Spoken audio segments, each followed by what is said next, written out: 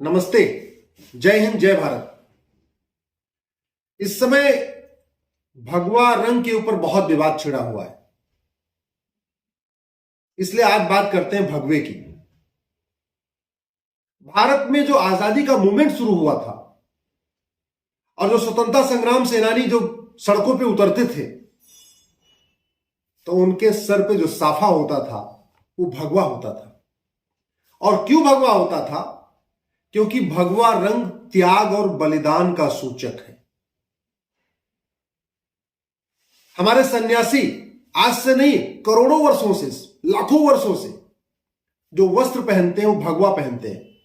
क्यों पहनते हैं? क्योंकि वो सब कुछ अपना त्याग चुके होते हैं, अपना बलिदान कर चुके होते हैं, घर परिवार त्याग चुके होते हैं, जमीन अपनी त्याग चुके होते हैं, माता पिता को त्याग चुके होते हैं, इसलिए वो भगवा रंग का वस्त्र पहनते हैं। जो भारत का पहला झंडा डिजाइन हुआ था वो भी भगवे रंग के था, भगवा रंग था उसका, और उसमें बीच में वंदे मातरम लिखा हुआ था। जो पहला झंडा डिजाइन हुआ वो तिरंगा नहीं था, 3 रंग का नहीं था, बल्कि सैफरॉन कलर का था, भगवा रंग का था, और उसमें बीच में वंदे मातरम लिखा हुआ था। लेकिन दुर्भाग्यवश आज की डेट में भगवा एक मजाक हो गया है।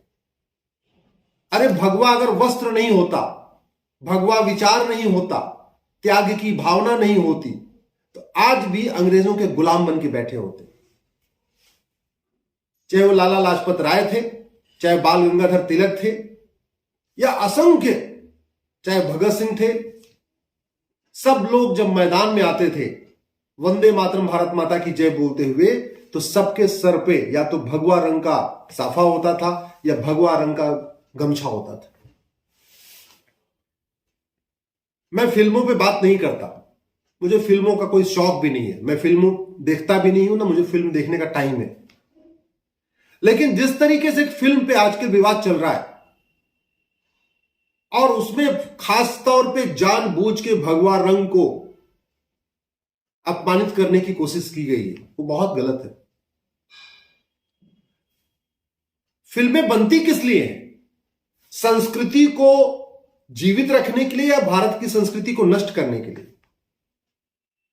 फिल्म निर्माताओं का काम क्या है?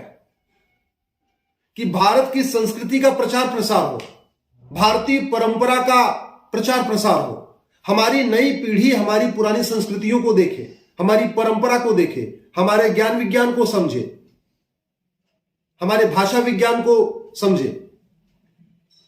फिल्में भारत की संस्कृति को नष्ट करने के लिए नहीं बनाई जाती, लेकिन अब जानबूझ के बॉलीवुड में खास तौर पे भारत की संस्कृति को बर्बाद करने, भारत की भाषा को बर्बाद करने, भारत की वर्ण व्यवस्था को बर्बाद करने, भारत के रीति रिवाजों को बर्बाद करने, अगली पीढ़ी को पूरी तरीके से मानसिक रूप से भ्रष्ट बनाने के लिए बनाई जा रही है। फिर भी अगर आपको फ्रीडम ऑफ एक्सप्रेशन है तो आप फिल्म बनाइए, लेकिन आपको अगर फूहड़ फिल्म बनाने का अधिकार है तो दर्शकों को फूहड़ फिल्म का बाइकआउट करने का अधिकार है। आपको नंग धड़ंग दिखाने का अधिकार है तो भारतीयों को नंग धड़ंग फिल्मों का बाइकआउट करने का भी अधिकार है। आपके पास पैसा है तो आप मतलब कुछ भी बनाएंगे। आप भारत की संस्कृति को प्रमोट करने के लिए एक फिल्म नहीं बनाते, भारत की परंपरा को प्रमोट करने के लिए एक फिल्म नहीं बनाते, भारतीय ज्ञान विज्ञान को प्रमोट करने के लिए एक फिल्म नहीं बनाते, भारतीय रीति रिवाज को प्रमोट करने के लिए फिल्म नहीं बनाते। आप बनाते क्या है? या तो फूहड़ फिल्में बनाते हैं, या मारधाड़ दिखाते हैं, या तो हिंसा दिखाते हैं, चोरी बदमाशी दिखाते हैं, डकैती दिखाते हैं, आतंकवाद दिखाते हैं, कट्टरवाद दिखाते हैं, मजहबी उन्माद दिखाते हैं। या तो आप भारत की जो वर्ण व्यवस्था है उसको बर्बाद करने के लिए फिल्म बनाते हैं।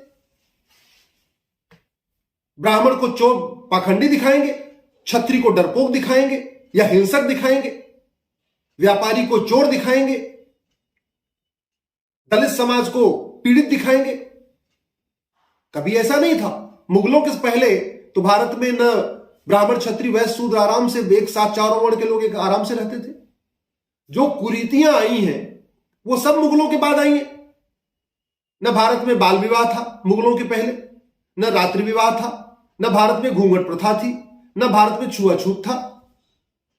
चारों वर्ण के लोग आराम से रहते थे और जो जैसा कार्य करता था वो सुवर्ण का कहलाता था। ये आपने ऐसी कभी फिल्म तो बनाई नहीं बताने के लिए। आपको केवल ले दे कि ये है, ब्राह्मण को पाखंडी दिखा दीजिए, क्षत्रिय को शोषक दिखा दीजिए कि वो तो भाई सबको शोषण करता रहता है, व्यापारी को आप वैश्य समाज को चोर दिखा दीजिए, और बांटने के लिए जो हमारे दलित समाज है उसको दिखा दीजिए तो हमेशा पीड़ित होता है, इसका शोषण होता है। 1000 साल के पहले एक भी आप एग्जाम्पल बताइए जब कभी भी वास्तव में इस तरीके की कुरीतियां रही हो।